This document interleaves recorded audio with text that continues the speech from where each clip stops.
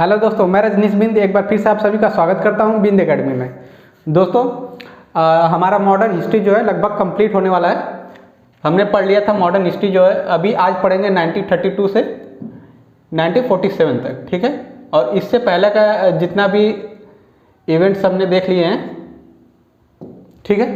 इससे पहले जो था हमने मॉडर्न हिस्ट्री कहाँ से स्टार्ट किया था, रिवॉल्ट ऑफ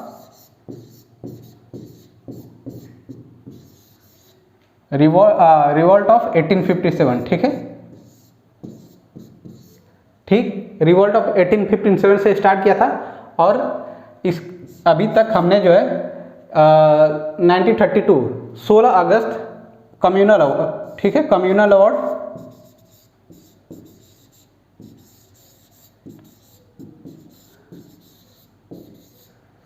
अगस्त 16 अगस्त 1932 तक इतना हमने जो है मॉडर्न हिस्ट्री जो है कवर कर लिया है, ठीक है।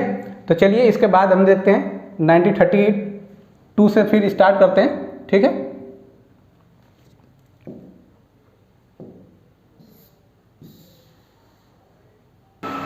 तो आज का हमारा जो पहला टॉपिक है वह है कम्युनल अवार्ड, ठीक है। कम्युनल अवार्ड कब हुआ था? 16 अगस्त 1932 को, ठीक है। तो देख लेते हैं इसमें क्या हुआ था। Communal award 16 August 1932, the British prime minister Ramsay MacDonald announce that, ठीक है। यह कम्युनल अवार्ड जो है किसने अनाउंस किया था? ब्रिटिश का प्राइम मिनिस्टर थे, कौन थे? रैंसी मैकडोनल्ड। इन्होंने यह अवार्ड को अनाउंस किया था। और यह क्यों किया था देखते हैं। According to the separate electorates were given to the Muslim, Sikh और दलित, ठीक है। इस कम्युनल अवार्ड के थ्रू, इसके ज़रिए वह चाहते थे कि मुस्लिमों को, सिख को और जितने भी दलित हैं उनको क्या, सेपरेट इलेक्टोरेट दिया जाए, ठीक है। और सेपरेट इलेक्टोरेट का डिमांड कौन किया था? एक बार इससे पहले 1930 में किया था, राजेंद्र प्रसाद ने किया था, डॉक्टर भीमराव अम्बेडकर ने किया था, ठीक है, फर्स्ट राउंड टेबल कॉन्फ्रेंस में। लेकिन उसको महात्मा गांधी जी के द्वारा उसको खारिज कर दिया गया था। फिर आगे देखते हैं। This was the highly controversial decision and Gandhi ji started a hunger strike against this decision. देखिए 1930 में जब हुआ था, 1930 में जब पहला राउंड टेबल कॉन्फ्रेंस था, फर्स्ट राउंड टेबल कॉन्फ्रेंस, उसमें भी ये डिमांड किया गया था सेपरेट इलेक्टोरेट सिर्फ दलित के लिए किया गया था, ठीक है। भीमराव अम्बेडकर ने किया था। लेकिन उस टाइम भी जो गांधी जी थे उसको अपोज कर दिए थे, उसको खारिज कर दिए थे। और यहाँ पे जब प्राइम मिनिस्टर रैंसी मैकडोनल्ड ये अनाउंस करते हैं तो इसके अगेंस्ट भी जो है गांधी जी हंगर स्ट्राइक, भूख हड़ताल कर देते हैं, ठीक है। उसके बाद आता है पूना पैक्ट। पूना पैक्ट 24 सितंबर 1932 को, ठीक है। पूना पैक्ट क्या होता है? In the communal award Dalits were called as the scheduled caste. जो कम्युनल अवार्ड था उसके थ्रू क्या बोला गया था कि जितने भी दलित हैं, ठीक है, दलित को शेड्यूल्ड कास्ट माना जाएगा या बोला जाएगा, ठीक है। मदन मोहन मालवीय और Rajendra Prasad help this pact to sign between Gandhi ji and Ambedkar, ठीक है। क्या था कि इसमें जो गांधी जी थे उस टाइम पूना पैक्ट के टाइम, जब ये 1932 के टाइम गांधी जी को जेल में बंद कर दिया गया था, ठीक है।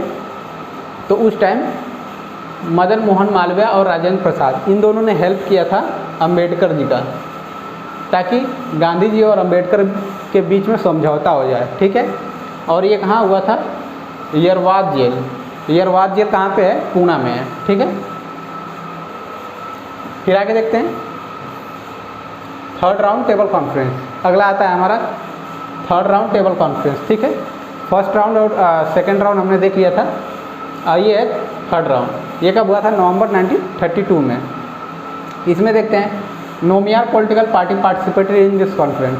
जो नोमियार पॉलिटिकल पार्टी थी, ठीक है, इसने पार्टिसिपेट किया था इस कॉन्फ्रेंस में। And 46 people were there only in this conference. इसमें क्या था कि सिर्फ 46 लोग ही इस कॉन्फ्रेंस में पार्टिसिपेट किए थे। Congress and Muslim league did not attend this conference, ठीक है। कांग्रेस और मुस्लिम लीग जो थी इस कॉन्फ्रेंस को अटेंड नहीं किया था। Bhimrao Ambedkar was the only person, ठीक है। Bhimrao Ambedkar was the only person वो attended all the 3 round table conference. यह एक ऐसे व्यक्ति थे अम्बेडकर साहब जो अकेले ऐसे व्यक्ति थे जो तीनों राउंड, फर्स्ट, सेकेंड और थर्ड, तीनों राउंड जो थे उसको इन्होंने अटेंड किया था, ठीक है। उसके बाद आता है अगस्त ऑफर। ये कब आता है? 8 अगस्त को। अगस्त ऑफर कब हुआ था? 8 अगस्त को। द वाइसरॉय ऑफ इंडिया, ठीक है, the viceroy of India Linlithgow. इस टाइम कौन इंडिया के वाइसरॉय हैं? लिंक गो, ठीक है।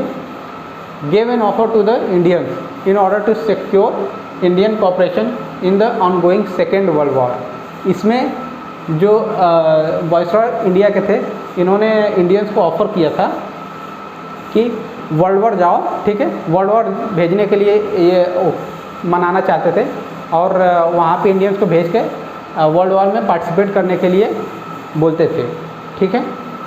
फिर Congress and Muslim league both rejected this offer. Congress और मुस्लिम लीग इन दोनों ने इस ऑफ़र को रिजेक्ट कर दिया था, नहीं माना था, खारिज कर दिया था। फिर उसके बाद आता है क्रिप्स मिशन। क्रिप्स मिशन कब हुआ? 23 मार्च 1942 को, ठीक है। This is a single member body. ये एक सिंगल मेंबर बॉडी थी which consist of sir Stafford Cripps, जिसमें सर स्टैफर्ड क्रिप्स थे, ठीक है। हुआ द ब्रिटिश कैबिनेट मिनिस्टर, ये ब्रिटिश कैबिनेट मिनिस्टर थे उस टाइम के। This mission came to India in order to secure India. Cripps mission इसलिए लाया गया था क्योंकि अंग्रेज़ों को लग रहा था कि अब जो सत्ता है हमारे हाथ से जाएगी, ठीक है। उसको देख रेख के लिए, उस पर नियंत्रण के लिए क्रिप्स मिशन भेजा गया था। और सेकेंड वर्ल्ड वॉर में जो वहाँ पे पता था कि सेकेंड वर्ल्ड वॉर हो रहा है तो पूरे देश से ब्रिटिश का बहिष्कार किया जा रहा था, ठीक है। Because situation of Britain deteriorated lot by 1942 in the second world war, ठीक है। जब 1942 में सेकेंड वर्ल्ड वॉर चल रहा था तब ब्रिटिश थे, अंग्रेज थे, उनको समझ में आ गया था कि हर देश से उनको खदेड़ा जा रहा है, उनका बहिष्कार किया जा रहा है, ठीक है। तो इसलिए इनको क्रिप्स मिशन को भेजा गया था इंडिया में ताकि यहाँ की सिचुएशन देखें और बताएं कि यहाँ पे क्या सिचुएशन चल रही है। फिर आगे आता है Gandhi ji was called this mission. Gandhi ji ने इस मिशन को क्या बोला था? Gandhi ji was called this mission a post dated cheque issued by crumbling bank, ठीक है। चेक मतलब, इसका मतलब ये हुआ कि कोई जो चेक होता है जिस पर साइन हो जाती है और उसका डेट निकल जाता है, ठीक है, तो उसको क्या बोलते हैं? पोस्ट डेटेड चेक, ठीक है। उसके तरह इसको मिशन को बोला गया था। Congress and Muslim league, Congress और मुस्लिम लीग फिर इस दोनों पार्टी ने रिजेक्ट कर दिया था क्रिप्स मिशन को भी। उसके बाद आता है क्विट इंडिया मूवमेंट, यानी भारत, ठीक है, भारत छोड़ो आंदोलन। कब हुआ था? 1942 में हुआ था, शुरू हुआ था, ठीक है, और 44 तक चला था Bharat Chhodo Andolan. This movement was started by Gandhi ji. यह मूवमेंट जो है गांधी जी के द्वारा स्टार्ट किया गया था इन अगस्त 1942 में, ठीक है। अगस्त 1942 में गांधी जी के द्वारा जो है यह आंदोलन शुरू किया गया था। Congress passed a resolution on 8 अगस्त। कांग्रेस ने एक रेजोल्यूशन पास किया था 8 अगस्त 1942 को एट बॉम्बे, ठीक है। बॉम्बे में उन्होंने एक 8 अगस्त को कांग्रेस ने एक रेजोल्यूशन पास किया था demanding an initiate and complete freedom of India, ठीक है।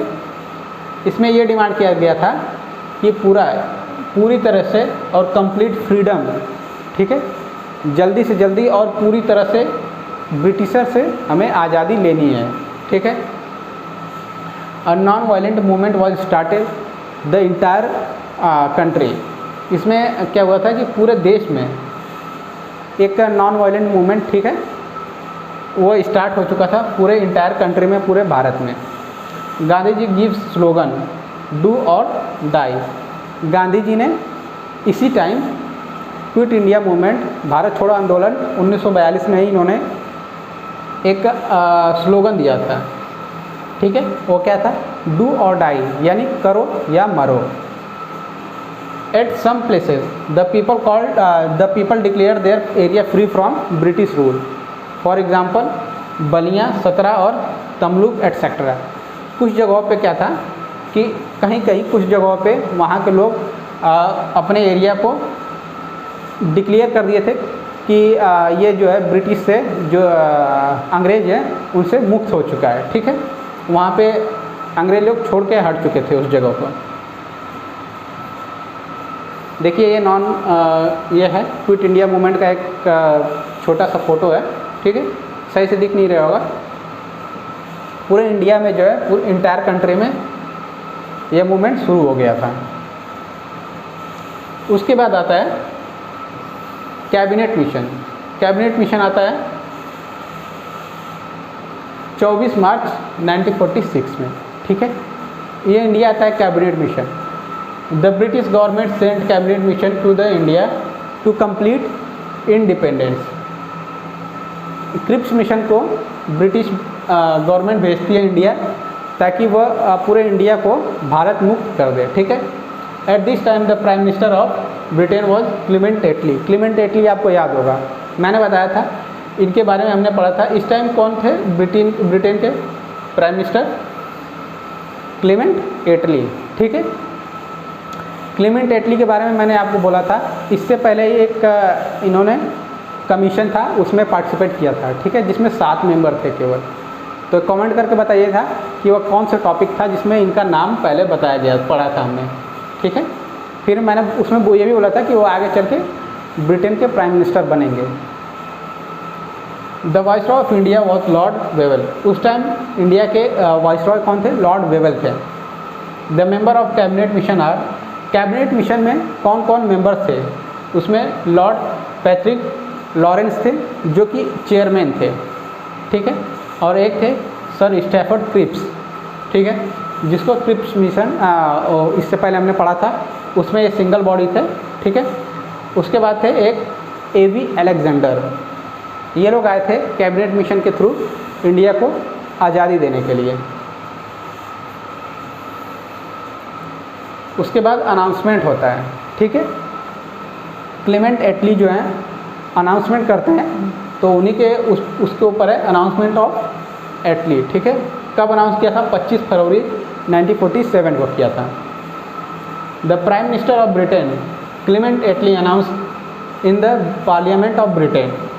ब्रिटेन के पार्लियामेंट में, संसद में क्लीमेंट एटली अनाउंस करते हैं India will be given complete independence before 30 June 1948। वह यह अनाउंस करते हैं संसद में, ब्रिटेन के संसद में, कि इंडिया को जो है 30 जुलाई 1948 से पहले पूर्ण आज़ादी, पूरी तरह आज़ादी दे दी जाएगी, ठीक है। He was also announce that Lord Mountbatten will be replacing. Mountbatten जो है लॉर्ड वेवल को रिप्लेस करेंगे और वह इंडिया के नए वाइसरॉय बनेंगे, ठीक है। यानी लॉर्ड वेवल को हटा के लॉर्ड माउंटबेटन को इंडिया का नया वाइसरॉय बनाया जाएगा।